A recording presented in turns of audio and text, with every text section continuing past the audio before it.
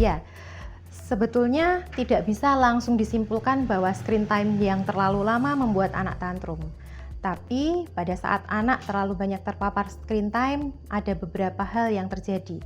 Yang pertama, tentu secara sensori integrasi mereka tidak terlatih dan akhirnya membuat mereka sulit untuk meregulasi diri dan sulit untuk meregulasi emosinya. Ketika mereka menghadapi sesuatu yang tidak nyaman, tidak sesuai dengan keinginannya, mereka menjadi sulit memberikan toleransi dan akhirnya mereka mengekspresikannya dalam bentuk kemarahan seperti tantrum yang sering kita lihat di anak-anak. Yang kedua, ketika kita minta gadget itu secara langsung, tentu itu bukan hal yang nyaman buat mereka.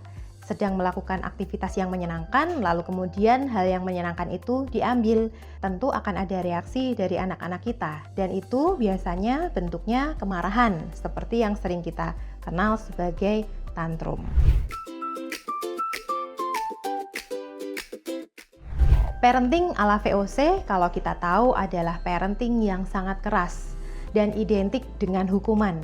Tentu parenting jenis ini sangat tidak ideal ketika kita terapkan kepada anak-anak. Begitu juga parenting yang terlalu lembut juga tidak akan mendidik anak-anak. Lalu parenting seperti apa yang tepat? Anak-anak kita membutuhkan aturan yang tegas dan konsisten, namun dengan penyampaian dan emosi yang tenang. Kita tidak perlu marah-marah membentak agar mereka menurut, tapi dengan aturan-aturan kita yang tegas, yang konsisten, meskipun kita sampaikan dengan lembut, mereka akan menangkap itu sebagai aturan ketegasan yang harus diikuti. Jadi, parenting ala VOC tentu kurang tepat dilakukan untuk anak-anak kita.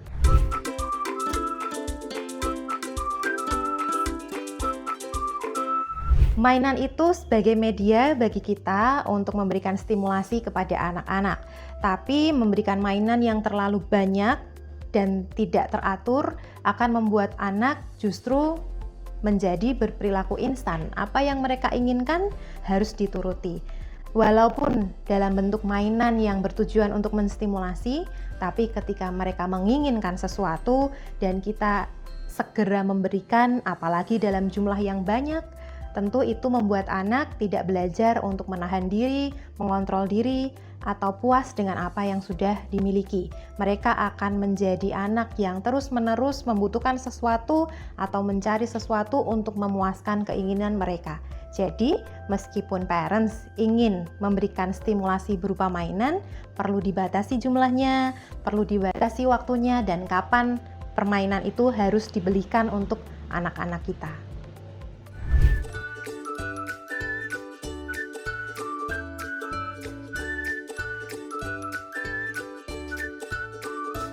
Pada anak generasi alfa di usia balita, baik laki-laki maupun perempuan, perlu mendapatkan treatment yang sama.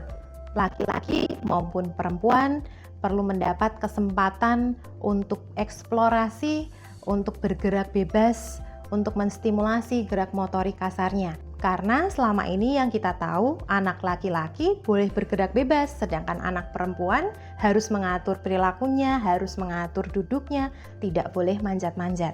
Tapi sebetulnya ketika kita ingin menstimulasi dengan optimal, berikanlah kesempatan yang sama bagi kedua anak, baik laki-laki maupun perempuan.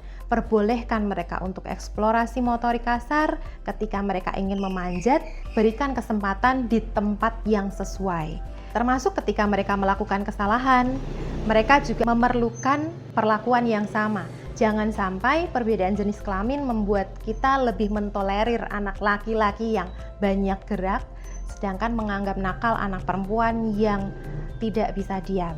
Hal ini juga berlaku dalam melatih kemandirian, baik anak cowok, anak laki-laki, maupun anak perempuan. Mereka pun sama-sama harus belajar untuk mandiri. Bukan berarti ketika anak laki-laki tidak perlu dilatih untuk membantu tugas-tugas rumah tangga. Karena nantinya mereka tetap akan menghadapi tugas-tugas kemandirian seperti ini.